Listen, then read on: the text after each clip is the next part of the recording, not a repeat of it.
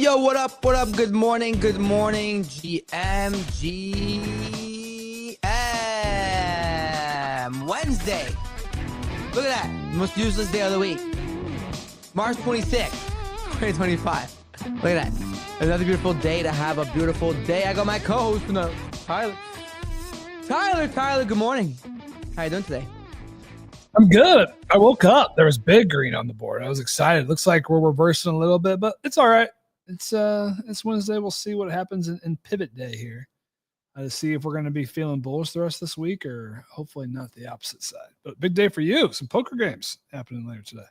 Dude, it is gonna be a big day. I can't wait to play poker and kick KBM's ass here. For those of you who are taking the Farouk Myriad, you know the vibe. So it'll be a lot of fun. I can't wait. I was actually I just saw Jingtao reactivate his account just on time because we got a market with him going heads up with Onsem. So it's gonna be interesting. That feels like that should be heavier Jingtao. I might have to fire into that line a little bit. Yo, I'm not gonna lie. I'm shaking at the idea that Jingtao was playing. The guy's been winning tournaments at the win during the bear market. He's cooked. The guy, that guy's like he's a silent assassin in the poker streets. Yeah. Man, what is happening on Hyperliquid? Jesus, they're really squeezing tokens left and right. Anyways, that is so funny. Someone's really fucking with that vault, eh? Yeah, I mean, it's Hyperliquid, and the hype token's down 15% on this. This is like they gotta get this. Yeah, I'm sure we'll talk about it. Well, anyways, we'll talk about that. We'll talk about topics. We'll talk about the markets. We'll talk about all things. Then we'll be joined for a great interview today with Nikita Bier, co-founder of BeChain. BeChain, which is one of the main narratives this time around. We talk about this a lot on the show. So figured, why don't we just get Smokey himself on the show? A lot of people are curious about BeChain. I am curious about BeChain. I want to learn a little more. So I think it's good to have Smokey on. So if you have questions, feel free to write them in the comments and we'll try and take a few. And I'm excited for that. And then last but not least, we'll have, of course, it's Wednesday. So Robit loot box spin. So lucky person may win a Ponk, may win a Pudgy Penguin or a Red Guy. So you're definitely going to leave a winner. That's for sure for coming on the show. And then last but not least, this show is powered by Galaxis. Galaxis is a Web3 platform empowering creators and brands to build unstoppable communities with full ownership and independence, trusted by icons like Donald Trump, Steve Aoki, Mike Tyson, and the NBA, shaping together the future of engagement, but also Wallet Connect. Wallet Connect is the connectivity network shaping the future of on-chain UX. If you've connected to Web3 app, you've seen Wallet Connect. That blue logo, it's everywhere. An icon of trust in crypto is recognizable as Visa at checkout. Want to learn more? Follow Wallet Connect on X and Telegram to stay ahead of what's next. Tyler, tell me what's up. For daily NFT and crypto analysis. Tyler T on FOMO hour calls the kids can't miss. Read about some bears. Yeah, folks, crypto majors woke up green today, but looks like we are flipping red. It seems to be tied with the move in equities. A couple major banks have lowered their year-end S&P 500 targets. Barclays cut their target from 6,600 to 5,900, so that's a 10% down cut. And then Goldman Sachs also lowered theirs from 6,500 to 62, so a 5% reduction there. Several of them are citing inflation and tariffs as their primary drivers. So it looks like crypto caught up in that to a degree. Yesterday overall was one of the more quiet days from a headline standpoint that we've seen in a while. A few topics out of the SEC. So the SEC did close their investigation into Immutable with no findings of wrongdoing. They basically have settled with Ripple Labs. Ripple Labs agreed to pay a $50 million fine to settle the SEC's investigation. So that is now looking like it's coming to a close. And then also the SEC's crypto task force, they said they're going to hold 4 crypto roundtables from April till June as they look to create some more clear rules for the industry. So a lot of SEC news there. In other macro headlines, GameStop announced plans to add Bitcoin as a Treasury reserve. Their stock was up 15% pre-market, and I think it's sold off a little bit since then. Napster, music NFTs. They were Metaverse music NFTs. acquired for $207 million to build a music metaverse. So that's a big bet on music in the metaverse right there. Nikita Bier, known for his ability to launch and hyperscale apps, is coming to Solana as an advisor to help select Solana apps launch and scale. So big news from Solana there. And then the CBOE submitted a filing to list Fidelity's Solana ETF. So a couple bullish headlines for SOL. And token airdrop and protocol news. Walrus shared new details around its wall staking rewards and why stakers will earn more as usage scales. Kaido, big day of news. They launched their Kaido Pro mobile beta as a crypto search engine on the go. They also announced plans for to change their NFTs into PFPs, and then also new rewards, weekly rewards for the top 50 yappers and top 50 emerging yappers. So they keep rolling out the updates. Rec Drinks, new flavors coming. Green can't. I don't think the flavor has been revealed yet, but that will be launching soon. And then Mintify did launch its token yesterday. A little bit disappointing, opening at a $5 million market cap, $15 million FDV.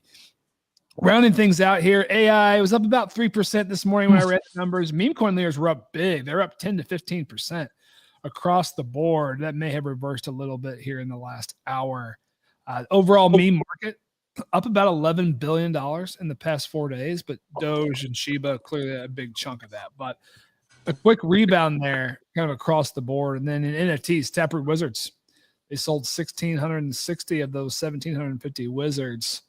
I don't have the exact numbers. I think it's around a 240 Bitcoin raise, around $21 million. There's 90 wizards left. Those are going on sale in the Dutch auction tomorrow at 11 a.m. Wow. Okay. That's a lot going on. What up, Mando? Good morning. Mando in the sun. Look at that. Sun shining. I'm doing great, man. How are you? I'm good. It was snowing again today. It's great. It's actually fucking snowing where you are. That's just wild. It's okay, though. It's like 20 degrees where I am. Hey, I started looking for apartments in Portugal yesterday, so we're good. We're getting there. One step forward. You know, You seen this Hyperliquid? Yeah, we opened with that. We may as well go there directly. I just sent you guys a tweet. So HLP gets liquidated completely on Jelly on cross at 16 cents, it seems. So what's happening here? I feel like we just got to open with this. Like, what's going on again? It's a decentralized, it's a DEX, right? It's not, they don't, there is actual liquidity behind. So like you're trading perps, but it's not like Rollbit, right? You trade perps and Rollbit, like. Yeah, there's no cross. You got to actually fund the position, right? Right. So they've actually now got a short on Jelly, and it's quite big. So they $12 million. They need to buy a crazy amount of Jelly now. And if they do that, like obviously it's going to drive up the price. So like a lot of people are just going to like try and front run them now and force Jelly high. And the higher Jelly goes, it's in a liquid coin. I don't know. What's the LP of Jelly? It's probably low. Oh, watch these guys like. If I swear God, Lesson's about to come out and be like, "Oh, my token's up. I told you so," but he probably doesn't even know what's going on. Is that Jelly? No, that's not it. No. It's literally Jelly. Yeah, there it is. The liquidity's $3 million. So that's kind of scary. That is very scary. Right? Wow. Because they're gonna have to buy back. How much are they short? I think it's a $4.5 million position here. No, yeah.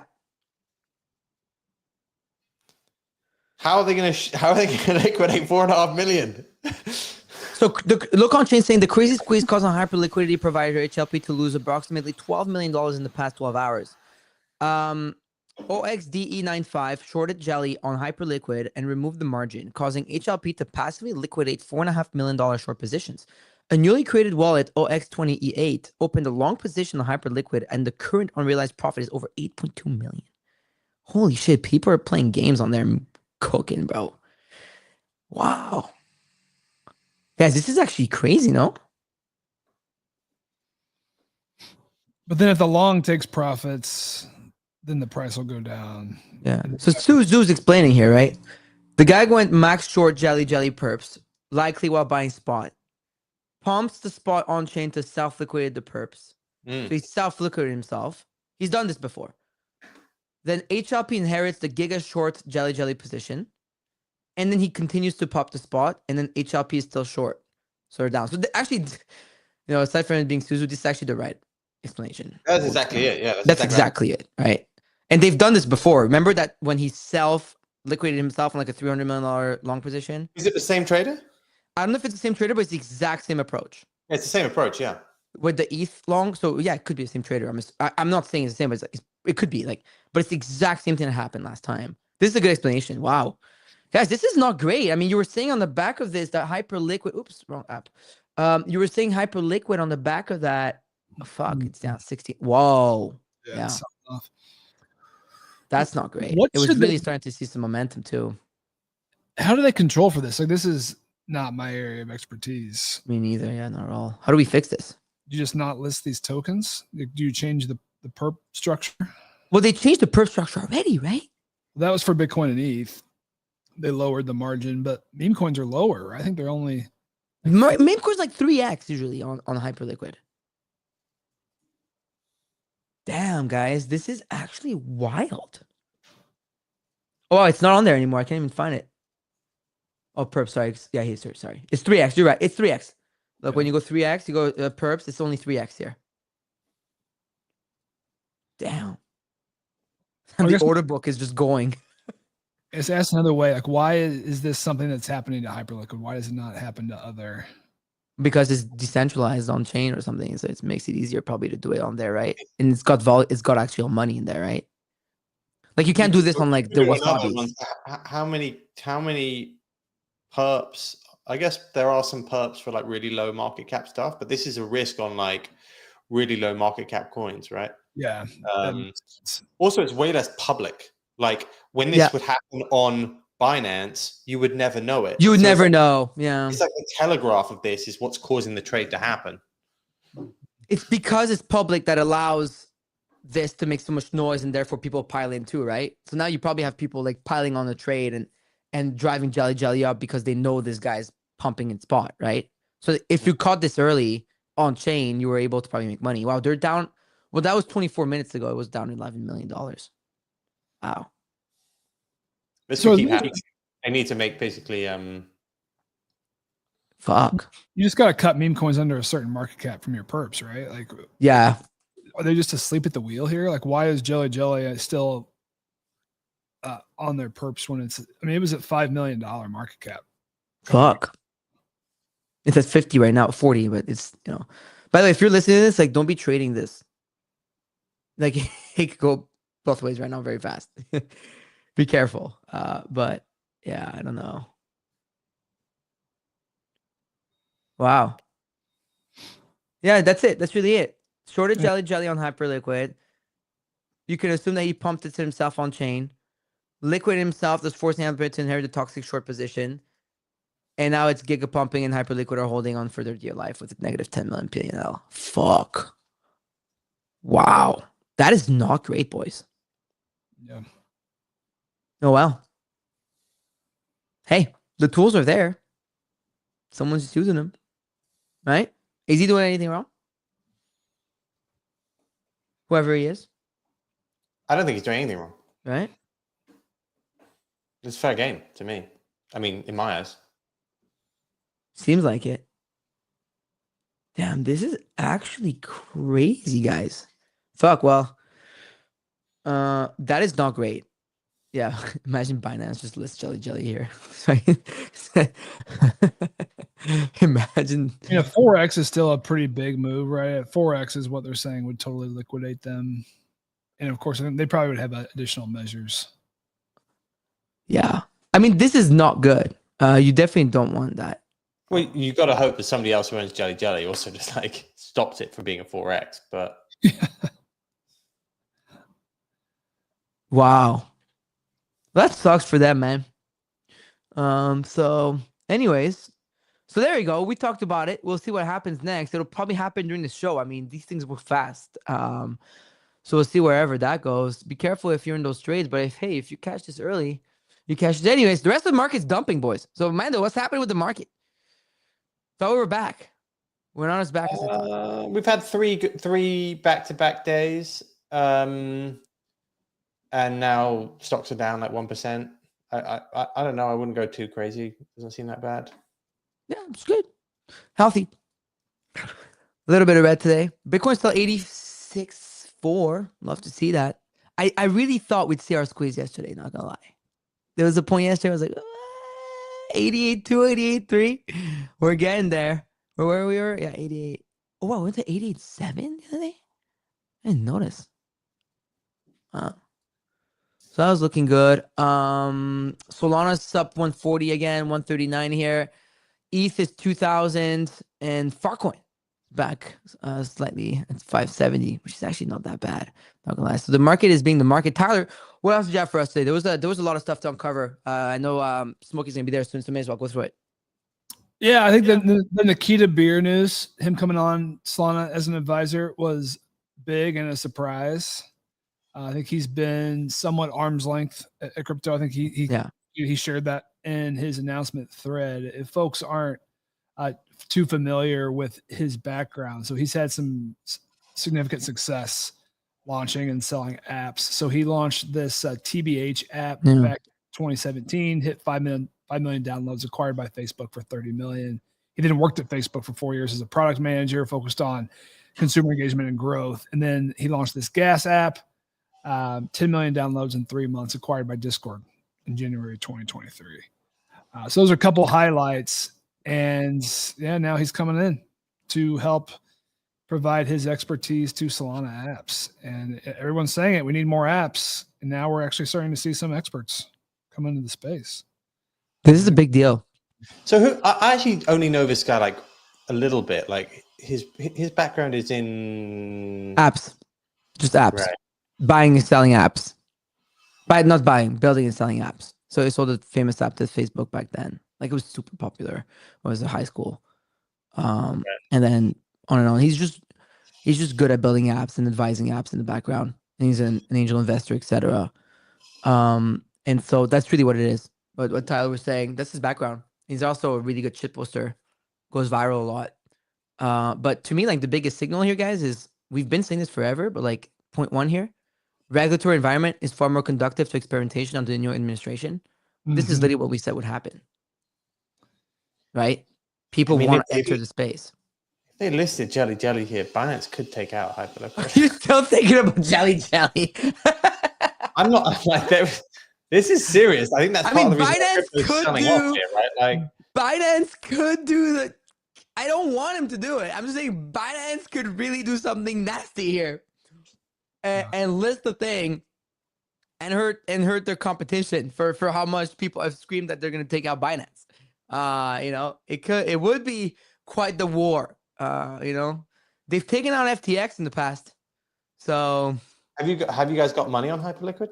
No. I have a Hyperliquid position. Yeah, you've had that forever. On Hyperliquid or no? It's on Hyperliquid, yeah. Are you starting to run the bank, Mando? Relax. I'm just saying, like, guys, this is not small. This is not like something that. I mean, it's $12 million. They have more money than that. Well, HLP is their number. Like, it would be a proper sell-off if that happened. I mean, let's just hope this doesn't happen. It's at 31, so it's back down. Jelly's got to go to 16 cents. It's a $160 million market cap. What's that? It's like 5x. Little slightly above 5x, like 5.5x. Right, but like the amount of money it would take. If Binance just list them. I don't think they would do it. It's just such a negative signal to send the industry, I find. What they would do, if anything, not listed. Is it their fault? It's not their fault. But I feel like what they would do if you were trying to be an evil person, take it out, is just ape like $25 million in it instead of listing it. So you also don't offer it to your clients. Because we all know this token's going to zero after a certain amount of time, right? I think if Binance listed it, they would be seen as like, yeah, not great. But I would also say that the issue really is with Hyperliquid. So why does JLP not face this risk? What's 'Cause different? JLP only does Solana, Bitcoin, and ETH. Yeah. There's nothing else on there. You can't That's trade perps for the rest. Yeah. We got to clean this up. That's why JLP is so well done. What's JLP at these days, actually? I'm curious. Oh, the APY is significantly lower, but that's because people are trading on less. But, well, it's still at $3.9. That's actually not that bad, man, though. Huh. Mm. It's a $4 token. It's not that bad. It's actually performed better than SOL, ETH. I don't know about Bitcoin from the highs, but yeah. The manipulators are Binance funded on-chain metrics to say, look, we don't know who it is. It could be anyone. Like, there's a lot of people in this industry that have this much money and that are capable of doing this. A lot of people that are able to do that. But that is a crazy squeeze, and definitely hope that it doesn't, affect anyone. Let's see. Oh wait, Zach XBT is tweeting about this right now. Sorry guys, this is like happening live, so I feel like we kind of got to talk about it. Hedgehog said, CZ about to list jelly and hyperliquid. Fuck, everyone's thinking about this. It would be even funnier if this outcome happened because both your manipulators were freshly funded via Binance on Arbitrum. Bum, bum, bum, bum. Well, he's got all the wallets and where it was funded from. Damn. I don't know. We don't hope this for our boy Tyler, man, though. That's for sure. Okay? He's wearing hyperliquid collars this morning, too. If my connection gets a little bit fuzzy, it's because I'm firing up the A little flight. on the flight. Taking a flight. Anyway, so okay. Well, this is not the best way to start today, but this never a dull day in crypto, right, guys? Like never a dull day. Never. I really don't want this to happen because I actually really like the hyperliquid product. I think it's the best out there. And on top of that, wait, we have another post about it from Look On Chain. And on top of that, a lot of people I know are involved in this, like, have positions, etc., including you, Tyler, Dees, and a bunch of people. So Look On Chain 3 minutes ago, a massive whale with 124 million jelly, so $4.85 million, manipulating the price of jelly to make hyperliquidity provider HLP face a loss of $12 million. Guys, I don't think $12 million is going to affect HLP. Like, that's hyperliquid, okay? But anyways, he first dumped jelly, crashing the price and leaving HLP with a passive short position of 398 million jelly, $15.3 million. Then he bought jelly back, driving the price. There you go. So that's literally what we were saying, the explanation. That's like Look On Chain now just showing it with the on-chain data to back it. So that's actually fucking wild. God damn it. Huh. How do we think this ends? Man, these... I mean, I think Mando is right to share caution out there. I mean, this is a very serious situation. This is serious. Like this isn't that. Yeah, I would say this is one of the biggest chances for Hyperliquid as an exchange. Right, it's doing volumes bigger than a lot of other exchanges, at least on perps. A lot of perps traders could get destroyed if this. Because you got a lot of money on Hyperliquid. I don't know what Hyperliquid TVL is right now, but it's. Well, just check DeFi Llama, right? Hyperliquid. Which one is this?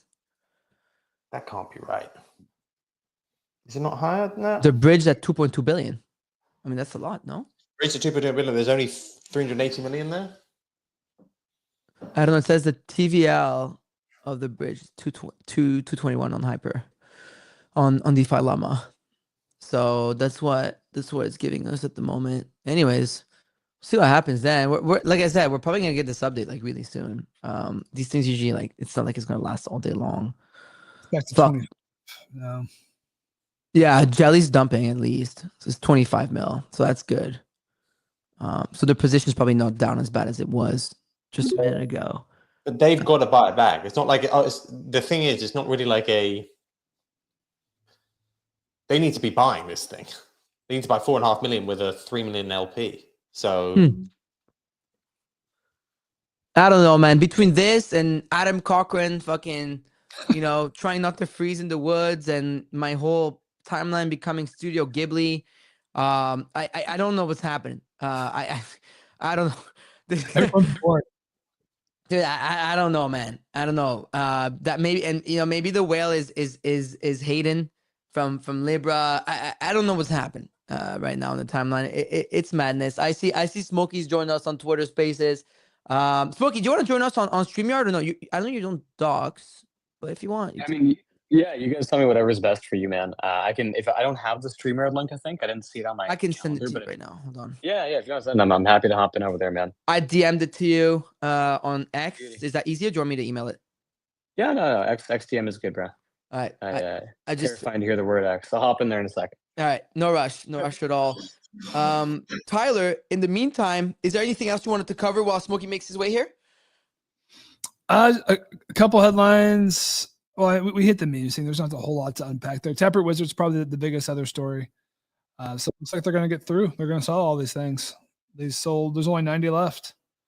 I don't have the exact numbers on the split of how many Wizards they sold 0.1 Bitcoin versus 0.2, but I think it's ballpark 240 Bitcoin, $21 million raise. So it's going to be one of the larger NFT sales in the past 3 years. Fuck. So there clearly is a lot. 90 are going on sale tomorrow, and I don't think they go live for trading until. I think they kind of punted the deadline. Like it could be Friday, it could be Monday. That's what Bongo was saying yesterday, right? It's either Friday or Monday. So I think that's why you haven't seen a whole lot of chatter like about price action on the timeline, because these aren't trading yet. Like a lot of people were sharing their Wizards, that was great, but I think we'll get a much better feel for the market, of course, when these actually start trading. My gut on the Dutch auction, if it starts high, I think it could close at like 0.35, 0.4. I think that's the expectations, right? That's where I think it's going to open in general on the secondary market. So anyone who minted is feeling pretty good about that. Then we'll see. It's a longer term play. Like I don't think Udi and team are going to come out with a bunch of twists and surprises like next Wednesday. I think they've got a longer term plan. I think that will be shared over time. Yeah. So I wouldn't be surprised if we kind of like maybe see an early pump and then kind of a chop consolidation from there. Okay. So we'll see what happens on that front. Anything else? Any last things? I see Smokey's in the stew. I'm going to bring him up in a second here. Was there anything else that we should be covering that we haven't today? I don't think so, right? No. Going around the horn big ones. We can talk about the Kyle stuff. We can talk about tomorrow. Yeah. More money to be made for yapping. There you go. So just keep on yapping. That's the TLDR. GameStop's buying Bitcoin. Love to see that. Probably a lot of people are going to do that. Fully embracing the meme stonk thing, but now backing it with Bitcoin, which I find funny as fuck, Tyler. I love that. Oh, it's up 15%, even with the stocks down. Like Nvidia is 4%. GameStop's up 15% today. So the market likes it. And they do. I was trading almost at $30 here. Absolutely love to see that. And then the other thing that you talked about is music NFTs. Napster sold back $207 million to build a NFT music metaverse. Whatever the fuck that means, y'all. This is how you know this is not a bear market, because this type of shit only happens during a bull market. Okay. So I drank the Metaverse Kool-Aid in 2021. Like the vision. So Infinite Reality is buying the streaming service to transform it into a platform where fans can hang out in virtual spaces, attend concerts, and buy merch directly from artists, basically in a virtual world. And like I've done that. I've been to concerts in the metaverse. I don't think we're quite ready to replace the physical concerts with virtual concerts yet. I don't know if it's because the tech isn't there. Maybe this all changes. We're definitely not. When VR is 10 times better than it is now. So like maybe they're visionaries. I don't know if we're quite there yet. I'm not going to the concerts in the next year, I don't think.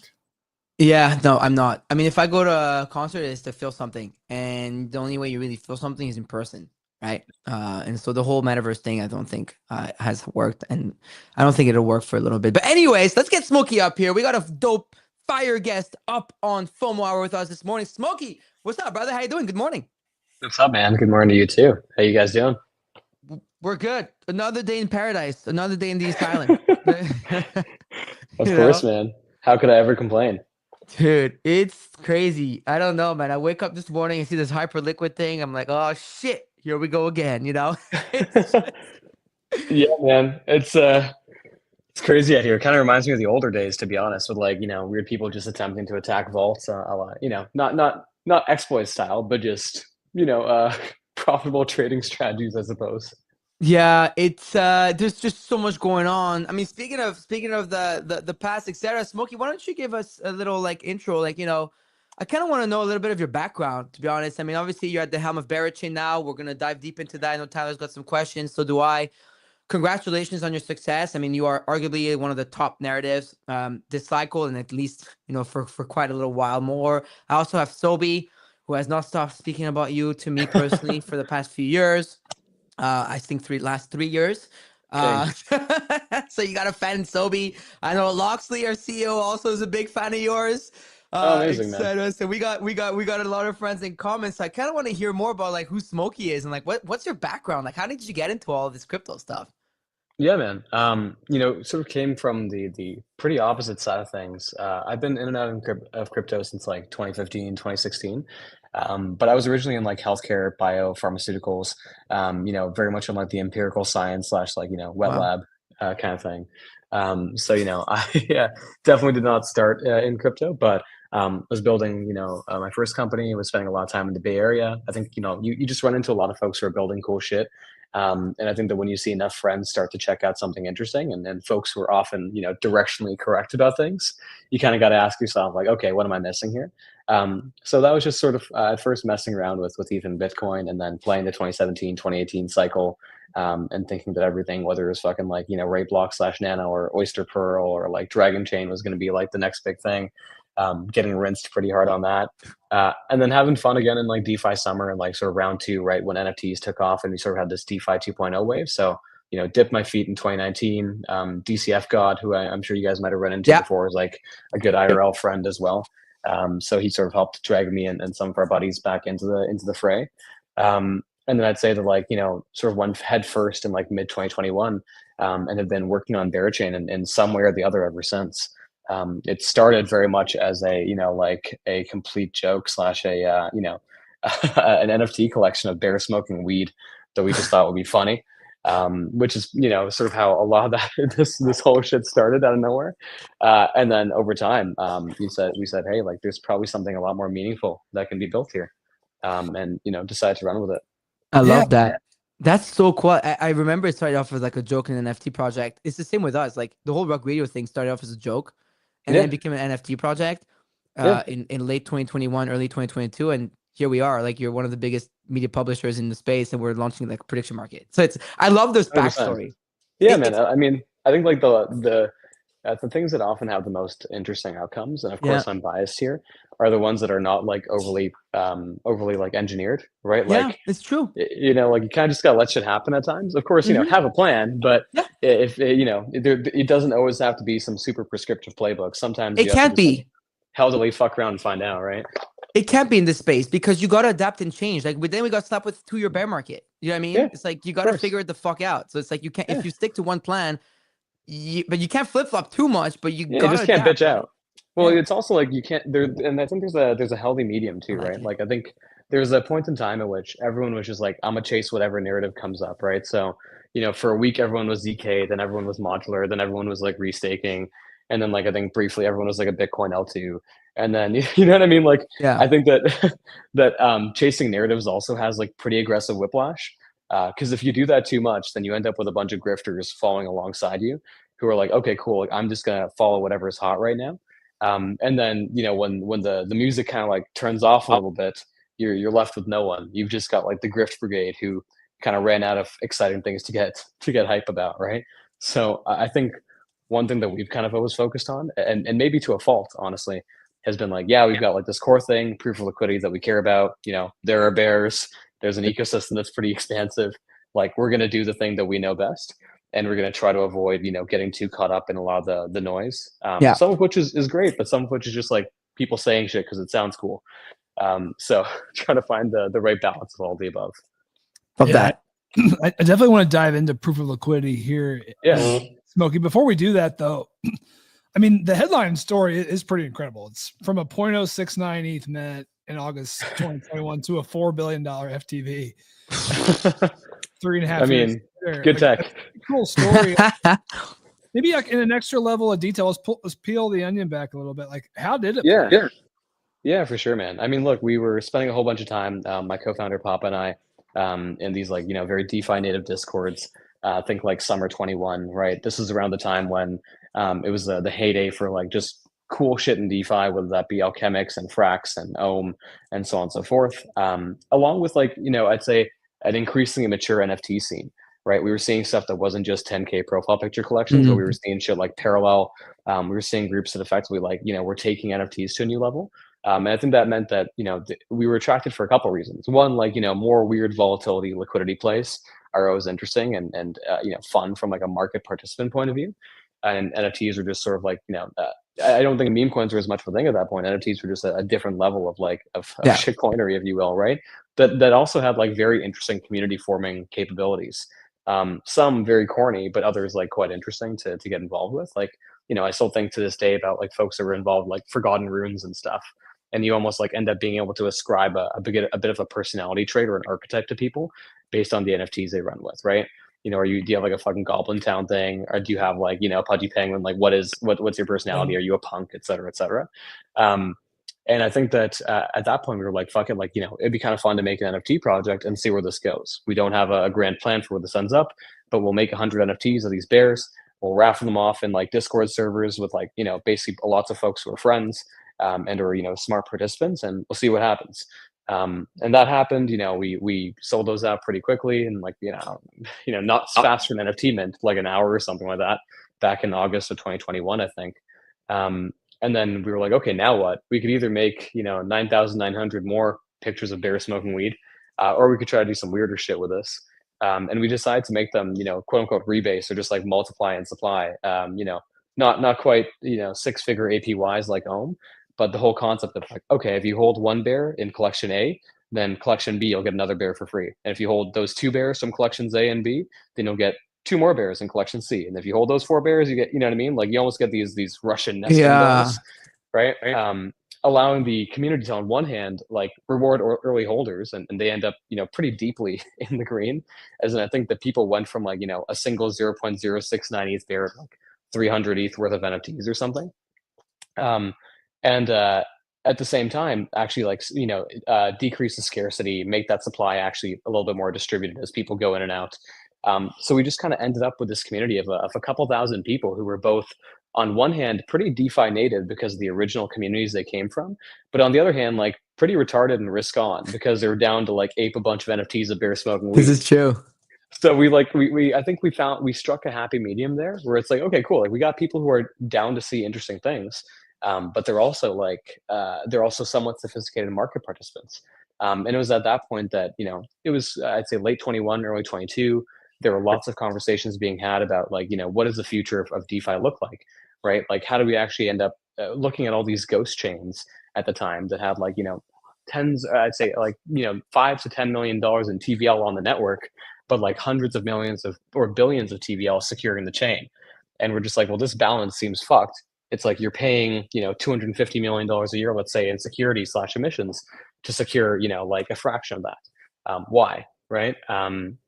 So I think the whole concept was like, can you build a chain, or can you build, an application or something that effectively allows you to have, liquidity and security well aligned at the protocol level, just like from an incentives point of view, and can you give app builders a reason to exist there? Because I think the other thing we really noticed at the time was like, people were just choosing which chains to deploy their applications on in like, sort of a very mercenary Mad Lib style. They're like, okay, cool. Like, Near or like Aurora doesn't have a balancer fork. Let's go, hop on there and be the balancer for Aurora. Right. Or like, let's hop on to Avalanche and be like their own fork or whatever that might be. Right. Like, there's very little true reason beyond a little bit of hype to say, hey, I'm going to exist on chain A versus chain B. And the latter concept, or the real part about POL, was figuring out, okay, how do we actually make sure that we find a way that the chain drives value to its applications? And that's sort of the real concept in a nutshell, right? And that's sort of what sort of got this journey off the ground. Wow. Wow. It's this is an incredible good. Story. That's a great story. I Smokey- love this. Thanks, man. Could you? So can we dive into proof of liquidity and just at a high level? Yeah. Can you just explain it for our kindergartner audience out there, myself included? Don't worry. I don't. As a kindergartner myself, I'm always happy to help. I mean, Look, the fact is, like, the best way of thinking about proof of liquidity is that typically when you have a proof of stake chain, you've got emissions that are flowing from the chain or like flowing out basically to the validator set. Either if they're just like, solo stakers like ETH for the most part, or a validator set and their delegates, right? If it's like a Cosmos chain or an Aptos/Sui type that has delegated proof of stake, that's fine and great and all. And I think that validators are a very key part of the network in terms of keeping it safe and afloat. However, one of the biggest issues that you run into is that like you're actually sending the vast majority of the value that is being generated by the network, its natural emissions, to groups that are not necessarily invested in the long-term growth of the ecosystem, right? Like validators are necessary infrastructure partners, but they don't have a vested interest in many cases in the success of the application ecosystem, of the user growth ecosystem, of all the things that actually allow a chain to get to the point of adoption. So what proof of liquidity really does is it effectively inverts the value flows within the blockchain. Yeah. So typically you have like the chain, sort of like pushing to the chain through its validators, pushes block rewards, either just those validators/stakers or their delegates, right? However, in the case of proof of liquidity, it's that the chain and each individual validator on that chain is pushing its block rewards or emissions / its inflation to the applications, and in turn, applications are basically pushing that to users. So the chain is very much empowering each of these applications to act as, I'd say, more efficient like user acquisition funnels, or in a B2B2C sense, and taking those hundreds of millions of dollars worth of emissions that would be flowing out of the ecosystem in many cases and directing them into its applications. So I think that's like the best way of like sort of mentally modeling it in a nutshell. It's taking that value that typically flows out and it's pushing it in. And using that to turbocharge the app layer. And what that also means is that it opens up a lot of opportunities for applications and validators to form like a really efficient marketplace and a set of commercial relationships as they look to bootstrap their own adoption, liquidity, etc. And I think that's sort of the part where it gets very cool, and where you actually are able to see the governance / emissions token of the network, BGT, stands for the Bearer Governance Token, as something that actually accrues value, not just because more Bear is being printed, more BGT is being printed, but because there's actually other tokens that are effectively directing yield towards it. And we think that gets super interesting at scale as well. So sorry, I rambled for a little bit. No, but this I hope is good. That gives good context. No, but you're good at explaining it. I love that. It's my job, man. I gotta do it. No, I know, but a lot of the big brain shit, sometimes people come on here and I'm like, what the fuck you talking about? But even I can understand this, so I like that. No, 100%, man. And it's make it bite size, right? And like it's tricky because on one hand we could lean into it and be like proof liquidity, like just like try to make it sound like some crazy next shit. On the other hand, I think it's more important, especially nowadays, in an era where like I think people are a little bit over like the technical jargon bullshit. Yeah. They're kind of like tired of not understanding things but thinking they should bid them.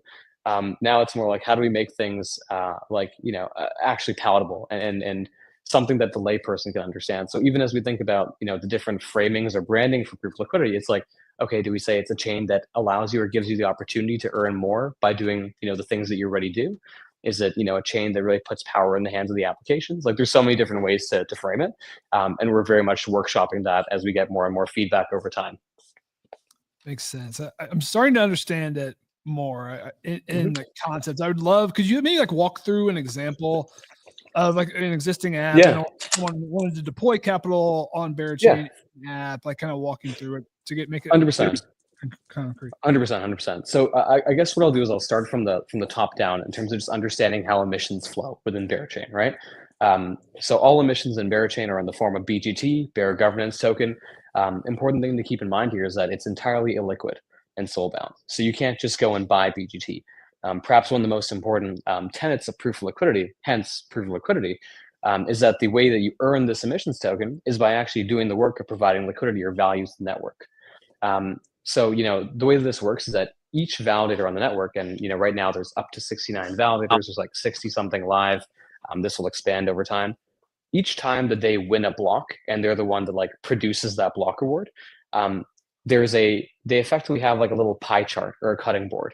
And let's say that they produced a block with 5 BGT, they can choose to say, okay, I'm going to send 2 BGT to this pool in the DEX, or I'm going to send 2 BGT to this like supply side vault in the lending market, etc. And that's really how that interaction occurs. in that the validators are sending block rewards to the applications, or rather, they're sending the block rewards to the depositors in those LP tokens / those vaults of those applications. So if we look at that from the other perspective, you're a user, right? You hop onto BeChain, you go to like the BEX, which is like the chain native DEX, right? Or you go to Kodiak, which is like a V3 / like third party DEX that's built on the chain. And you say, okay, cool. Like I'm going to LP, in this pool. What you can do from there is you basically, you LP as you would in any other DEX. You provide liquidity for whatever those tokens are. You get an LP token, and then you can take that LP token, you stake it on hub.berachain.com, and you start earning rewards both from the chain itself and that application, whatever their baseline rewards might be. Now, to be clear and to be explicit, this isn't the case for every single app on the chain. It's not like you immediately go on there and the chain starts like directing emissions towards you. There's sort of a more robust process via governance and via almost like a council approval of sorts that allows new applications to come on and say, hey, here's how this vault is effectively contributing value to the ecosystem. Here's the amount of incentives, or here's the amount of rewards that as the provider or as this protocol, I'm actually going to return to like the BGT holders, effectively the stakeholders in the chain themselves. And here's why this should be a place where people can earn BGT. Like here's why this should be an eligible destination on the chain.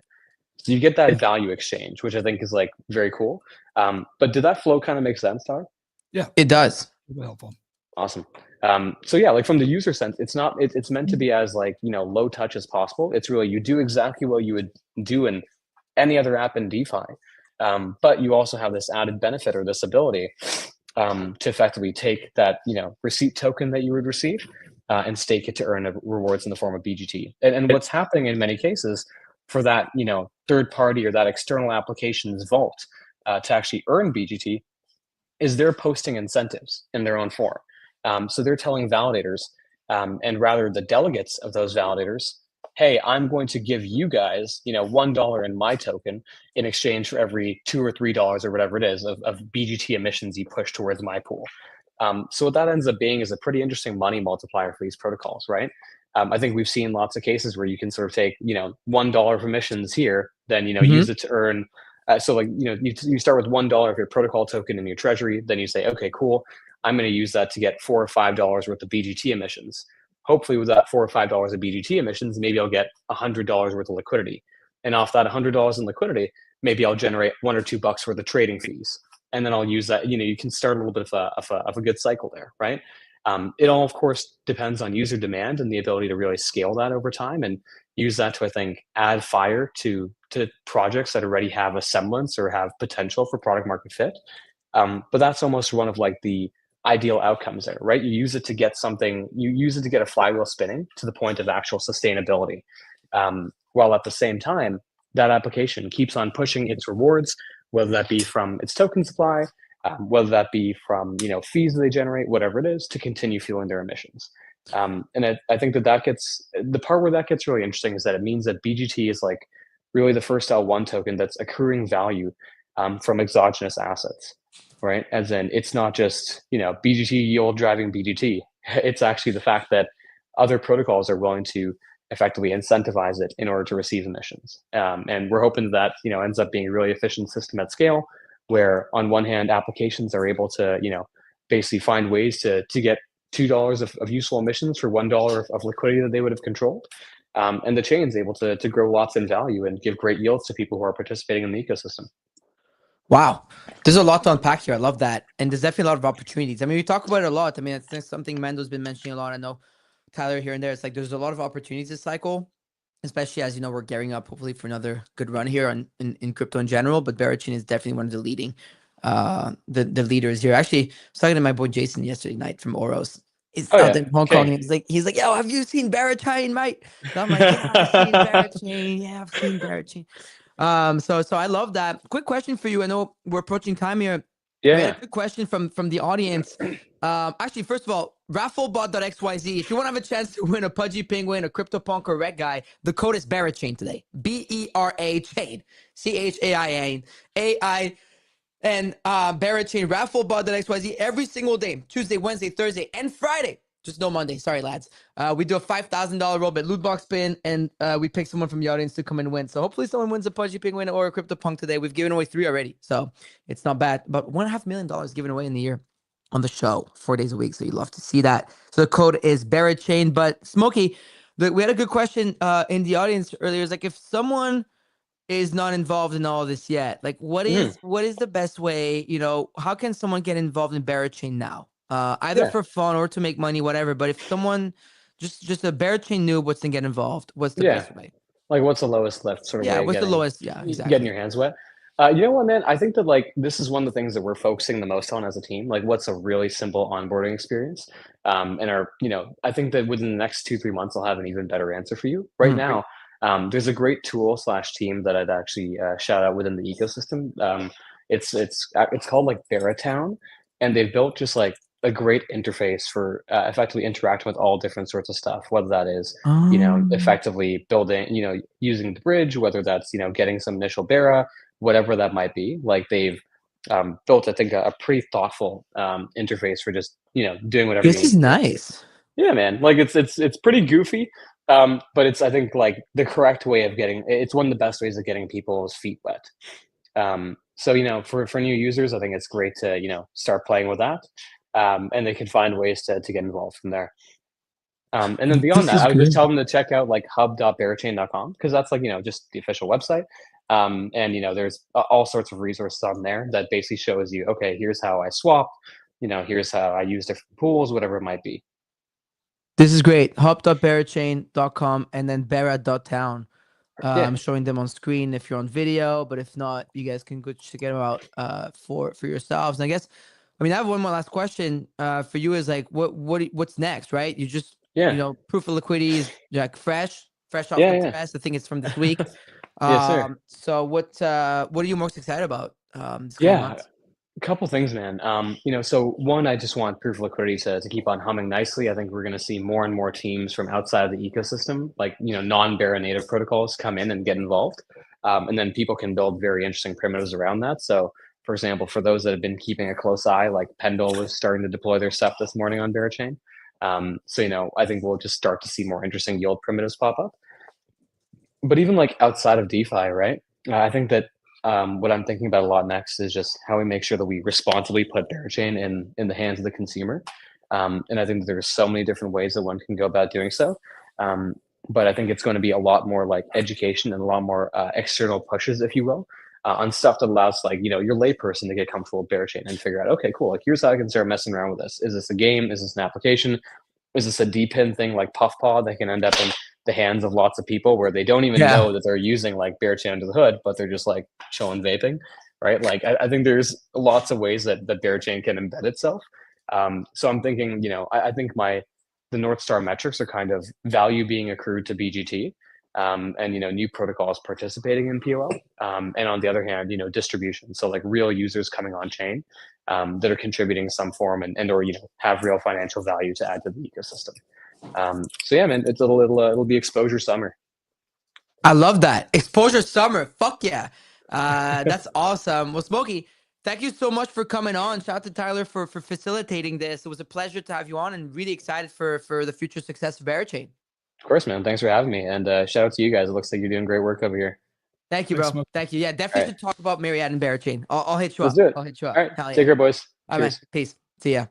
All right. Well, that was awesome. Love that. Great guest. I love that. See, we had a chat with you. Let's get some guests on in 4 days. We got Udi, Luca, and Smokey. So we're going to get more. So chat, if you want more of the founders on from projects that you're interested in, just text us, DM us, or just, attack FOMO Hour and message us, and we'll try and get some cool people on. If we talk about BeChain all the time, we'll get the man on, right? So here it is. That's done. So that's awesome.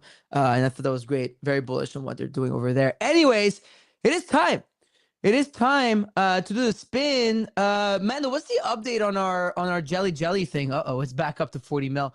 What's the update here? While Sims pulls up the spins, is it? Yeah, they're still fighting for their lives, right?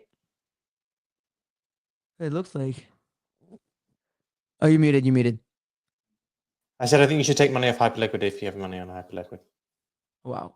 That's my genuine thought here. Like this could affect, in my probabilities, it could affect up to 50% plus of their treasury in a short amount. Like I would say there's a 10% probability of that, but that's very high, right? For an exchange. So I would be wary. Like as I said at the start, I don't think it's like a joke thing. This seems dangerous, and and there are people that can attack this. Like if I could be shorting hype, for example, on Bybit with huge size right now, right? I could put on a huge hype short, and then I could do this. So like, I'm just saying, there's so many different things here. It might just be Binance, so I'd be wary of it. So I have one last question before we spin, because this is actually like important. But why doesn't Hyperliquid just take the loss here and close the position? The short They position. can't just close the position. That's the point. They're like actively short this position. But could they not close the short position at a loss? As far as I'm aware, no, they have to buy back. They are short that amount. Got it. And they're short like 80% of the supply, it seems. So what? No, that was a joke. That was a joke. Oh, that was a joke. Okay, sorry, guys. I'm just like trying to read the timeline while like interviewing and doing all this stuff. So hard to catch. Yeah, for sure. Yeah, definitely. I didn't say that, by the way. Like, no, but I'm not trying to cause some sort of bank run or something like that. But like, this is something that's serious. Like, I wouldn't. No, it's fair. I mean, you're allowed to, you know. Yeah, like for example, I am doing that right now. So I think they'll be fine, but there's a risk. They might be, like, that's why I said it's a 10% probability. I don't want to take that risk. Yeah, the 10% chance is not worth it. I get it. I totally get it. Wow. Okay. We'll have updates. Let's see what Zach said 3 minutes ago. They deposited USDC to multiple fresh addresses, but also reused OXB8, linking more of theirs on the Arbitrum, OKX, Bybit, and Mexi, as well as so not only Binance funded. Wow. So all their wallets are being tracked by Zach right now in real time. So looks like they've connected wallets together, whether it's next or not. So now we have all their wallets, or at least more of them. So they're funded by not just Binance, OKX, Bybit, Mexi, and Binance at the moment, all on Arbitrum. I don't know, man. Some people are worried about what's happening here. So there could be anyone. And then people like that. There's a lot of people with $20 million that could make something happen here. All right, Sibs, let's do it. Kobe was BeChain. That was an awesome interview. Let's see what's good.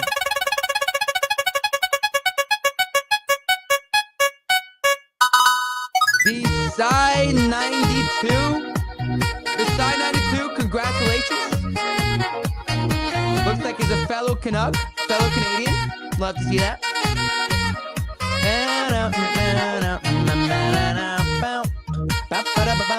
BeChain 92, congratulations. You win a Robin loot box spin. Congratulations, BeChain 92. Where you at? Come on, there he is, Steph. Here for the vibes. Live, learn, love. I think you're Canadian. Got a little Canadian there. I love it. Brother, BC Joe. What up, BeChain? Good morning. Good morning. Good morning. How you doing? Pretty good yourself today. We're good. I'm getting ready for the poker tournament in an hour. I know you retweeted it. We got, KBM, Wizard Soul, Luca Nets, Onsem, Jintao playing, a few other folks. It'll be fun, Getting ready to cook him. You fellow Canadian? Is that what I'm seeing? That is, I am. I love that. Where are you from? I mean, you don't have to dogs. I'm up in Sudbury. All right. Fun. All right. Well, are you ready for the spin? We are good. Let's go. Let's spin. Oh, that was so fucking close! You went with that guy. Whoa!